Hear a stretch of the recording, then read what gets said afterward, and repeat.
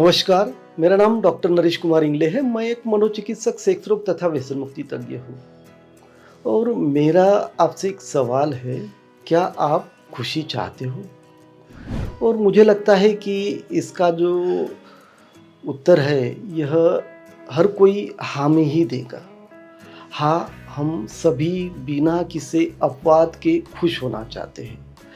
जीवन में खुश होना चाहते हैं, खुशी हम ढूँढते रहते हैं, खुशी के पीछे हम दौड़ते रहते हैं, फिर भी हमें खुशी नहीं मिलती, तो उसका क्या कारण है? तो जब हम देखते हैं कि नया फ़ोन अगर खरीदते हैं, तो हम खुश हो जाएँगे। अगर हम कोई नई कार खरीदते हैं, तो हम खुश हो जाएँगे। हमें लगता है कि अगर हम बाहर घूमने जाते हैं तो हम खुश हो जाएँगे। हमें लगता है कि हम बाहर जाके होटल में खाना खाएँगे तो हम खुश हो जाएँगे। बाहर सिनेमा देखने जाएँगे तो हम खुश हो जाएँगे। और आज यही कारण है कि अमेज़न हो गया, फ्लिपकार्ट हो गया, यह करोड़ों रुपए कमा रहे हैं। हम ये सब कर रहे हैं, लेकिन फिर भी खुशी नहीं है। अगर आप नया फ़ोन खरीदते हो तो 5 से 10 दिन आपको बहुत अच्छा लगेगा, लेकिन 5 से 10 दिनों के बाद क्या? आजकल क्या हो रहा कि बहुत सारे कॉर्पोरेट गुरुज़, मोटिवेशनल स्पीकर्स ये आते हैं और बोलते हैं कि मैं पहले सिर्फ 5,000 रुपये कमाता था और आज मैं 5 करोड़ कमा रहा हूँ। वो उनकी महंगी कारें दिखाते हैं और जब हम इन लोगों को सुनते हैं और ये सब देखते हैं तो हमें लगता है कि कहीं तो भी हम जीवन में फेल्योर है और उनको देख के हम डिप्रेस हो जाते हैं। क्या सही में पैसा जो है यह जीवन में खुशी देता है क्या? इसके ऊपर कुछ स्टडीज़ हुए हैं और ऐसा पाया गया है कि कुछ हद तक अगर आपके पास पैसा आता है तो आपको खुशी भी आती है, लेकिन वह कुछ हद तक ही रहेंगी। उसके लिए मैं एक उदाहरण देता हूँ कि समझो पहले आप 5,000 रुपये कमाते थे और आज आप 15,000 रुपये कमा रहे हो, मतलब पहले से 3 गुना अधिक कमा रहे हो। तो क्या आप पहले से 3 गुना अधिक खुश हो? उसका उत्तर आपको भी पता है कि ऐसा नहीं है।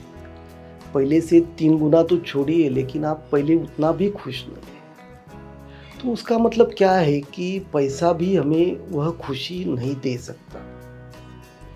फिर हम ये भी देखते हैं कि कोई तो भी बहुत ही गरीब है, हमसे बहुत ही कम कमाता है या हमारे नीचे काम करता है, लेकिन वह आदमी हमसे बहुत खुश है। तो इसके लिए यह ज़रूरी नहीं कि आपके पास बहुत सारा पैसा होना और उसके बाद ही आप खुश हो जाएंगे।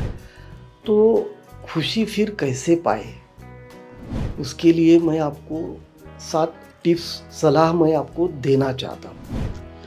मेरी पहली सलाह आपके लिए यह है कि जीवन की जो सच्चाई है उसे हमें स्वीकारना होगा। जीवन में अप्स एंड डाउन्स, उतार चढ़ाव आते रहेंगे। कुछ दिन अच्छे होंगे, कुछ दिन बुरे होंगे, मुश्किल होंगे, लेकिन उसका सामना हमें करना पड़ेगा। अगर जीवन में कोई बड़ा हादसा आपके साथ होता है या कोई बड़ी बीमारी जैसे कैंसर हो गया, आपके घर में किसी को होता है, तो उसका जो सामना है यह आपको करना होगा। उस कठिन परिस्थिति में कैसा जिया जाए, उस कठिन परिस्थिति से कैसा लड़ा जाए, यह आपको सीखना होगा। जब हम उसको स्वीकारते हैं तो जो भी मुश्किल परिस्थिति है उसका सामना करना हमारे लिए आसान हो जाता है। तो हमें जो जीवन की सच्चाई है, जो अप्स एंड डाउन्स आने वाले हैं, अच्छे बुरे दिन जो आने वाले हैं, तो उसको हमें स्वीकारना होगा। मेरी आपको दूसरी सलाह ये रहेगी कि आप खुद की तुलना दूसरों से मत करिए। क्या होता है कि आजकल सोशल मीडिया के कारण, फेसबुक हो गया, इंस्टाग्राम हो गया या कोई भी सोशल मीडिया है, तो उनके ऊपर हम बहुत सारी पोस्ट देखते रहते हैं और लोगों की पोस्ट देख के हमें लगता है कि मेरे पास कुछ भी नहीं है, मैं जीवन में एक फेल्यूर हूँ, मैंने कुछ भी जीवन में नहीं कमाया है। तो एक डिप्रेशन यह बाकी लोगों की पोस्ट देख के हमें आ जाता है। तो हमें यह समझना होगा कि बाकी के जो भी लोग हैं और आप, इनमें फ़र्क है। आप हो, और आप जब आपकी तुलना दूसरों से करते हो तो कभी भी आप खुश नहीं हो सकते। आपको आपकी तुलना खुद से ही करनी है। आपका जो कल था उससे आपकी तुलना करना है। कल से मुझे आज और कैसे अच्छा बनना है, उससे आपकी तुलना करना है। तो हमें ये बात याद रखनी होगी कि हमें दूसरों से हमारी तुलना जो है वो यह नहीं करनी है। तीसरी सलाह मेरी यह रहेगी कि आपके परिजन वाले हैं या फिर आपके दोस्त हैं, तो कोई भी आपके नियंत्रण में नहीं होता है। उनके जो विचार है, उनकी जो राय है, यह आपसे अलग हो सकती है। बहुत बार क्या होता है कि हमारे जो परिवार वाले हो गए, जैसे कि पति हो गए, पत्नी हो गई या बच्चे हो गए, तो यह कुछ अलग राय हमसे रखते हैं, कोई अलग विचार हमसे रखता है, तो हमें बहुत बार दुख होता है। तो हमें यह स्वीकारना होगा कि हर किसी का अपना विचार हो सकता है और हमें उसके जो विचार है, उसकी जो राय है, उसको हमें स्वीकारना चाहिए। तो ये बात ज़रूरी है। मेरी चौथी सलाह ये रहेगी कि हमेशा सच बोलो। जब आप एक झूठ बोलते हो तो उसे छुपाने के लिए आपको 100 झूठ बोलने पड़ते हैं। तो उससे अच्छा है कि आपने सच बोलना चाहिए। बहुत बार क्या लगता है कि अगर हम सच बोलेंगे तो बाकी के लोग नाराज़ हो जाएंगे, किसी को हमारे सच बोलने से नुकसान होगा। लेकिन इस तरह का सोचना यह गलत है। जब आप सच बोलते हो तो आपकी विश्वसनीयता भी उससे बढ़ती है। हमें हमेशा सच बोलना चाहिए, सच का साथ देना चाहिए। हमारा जो काम है वह भी हमें ईमानदारी से करना चाहिए। पांचवी सलाह मेरी यह रहेगी कि गुस्सा मत करो। बहुत बार हम छोटी छोटी बातों के ऊपर चिढ़ जाते हैं, गुस्सा करते हैं। जब हम किसी के ऊपर गुस्सा करते हैं तो हम अंदर से भी शांत नहीं रह सकते। जब हम शांत नहीं तो खुश कैसे रह पाएंगे। अगर आपको खुश रहना है तो हमें हर कोई हमारा जो काम है यह संयम से, पेशेंस से हमें करना होगा। हमारा जो व्यवहार है, कोई अमीर है या कोई गरीब है या उम्र से हमसे कोई बड़ा है, कोई छोटा है, तो उनसे हमारा व्यवहार यह प्यार भरा होना चाहिए। यदि हम शांति और खुशी से रहना चाहते हैं तो हमें दूसरों को भी शांति और खुशी से जीने देना पड़ेगा। मेरी छठवीं सलाह यह रहेगी कि माफ़ करो। यह माफ़ी हमारी खुद के लिए है, यह माफ़ी दूसरों के लिए भी है। जब हम किसी बात को लेके किसी से नाराज़ है और हम बदला लेने की बात करते हैं, हम रिवेंज लेने की बात करते हैं, तो अंदर से हम कभी भी खुश नहीं हो सकते। आपके दिमाग में वही बातें हमेशा चलती रहेंगी कि कब मैं उस आदमी को सबक सिखाता, और उसी के कारण आप जो है अंदर से शांत नहीं हो सकते हो। लेकिन इसी बात को अगर आप इस तरह से सोचते हो कि चलो उस आदमी ने जो भी किया वो गलत किया, लेकिन मैं उस आदमी को माफ़ कर देता हूँ, तो जब आप उस व्यक्ति को माफ़ कर देते हो तो अंदर से आपको शांत महसूस होगा। अंदर से आपके मन में जो है वो खुशी आएगी। हमें यह भी समझना होगा कि कोई भी इंसान यह परफेक्ट नहीं है, परिपूर्ण नहीं है।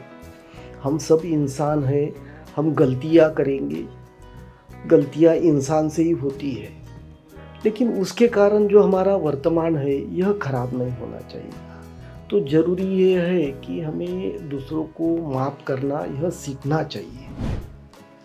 मेरी सातवीं सलाह ये रहेगी कि दूसरों की मदद करो। किसी को मदद करने के लिए यह ज़रूरी नहीं कि आपके पास बहुत सारा पैसा होना ज़रूरी है। आपके पास ज़्यादा पैसे नहीं है तो भी आप दूसरों की मदद कर सकते हो। उदाहरण के तौर पे आप फ्री में ट्यूशन पढ़ा के बच्चों को उनके एक उज्जवल भविष्य के लिए मदद कर सकते हो। आप आपके आजू-बाजू का जो एरिया है उसको क्लीन करने में आप मदद कर सकते हो।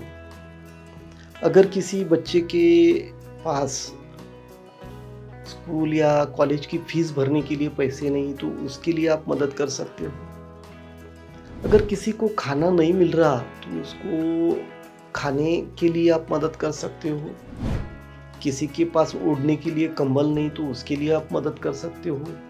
किसी को पहनने के लिए कपड़े नहीं तो उसमें भी आप मदद कर सकते हो। तो मदद करने के बहुत सारे मार्ग हैं।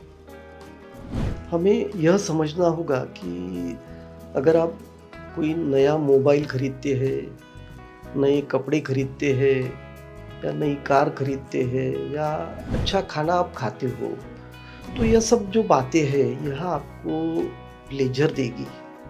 एक मज़ा उसमें आपको आएगा, जो कि एक टेम्पररी रहेगा, स्थायी रहेगा। लेकिन वही अगर आप दूसरों की मदद करते हैं तो उसमें एक खुशी रहेगी, जो खुशी अपने अंदर से आएगी, जो परमानेंट रहेगी, अस्थायी रहेगी। खुशी की जो तलाश है यह हमें हमारे भीतर करनी होगी। खुशी एक मानसिक स्थिति है और उसका जो असली स्रोत है यह मन है, जो कि सरलता, अच्छाई और विवेक की नींव पर आधारित है। जब तक हम खुद से संतुष्ट नहीं है तब तक हम खुश नहीं हो सकते हैं।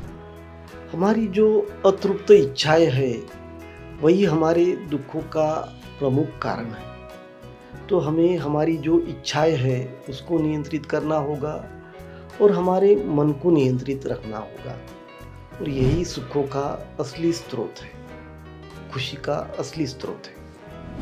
यह 7 टिप्स सलाह आपको जीवन में खुशी पाने में मददगार होगी, और इसी तरह से हम नई नई वीडियोस लेके आपके सामने आते रहेंगे। बस आपको इतना करना है कि हमारे वीडियोस को आपको लाइक करना है, शेयर करना है, साथ ही में हमारे चैनल को आपको सब्सक्राइब करना है। धन्यवाद।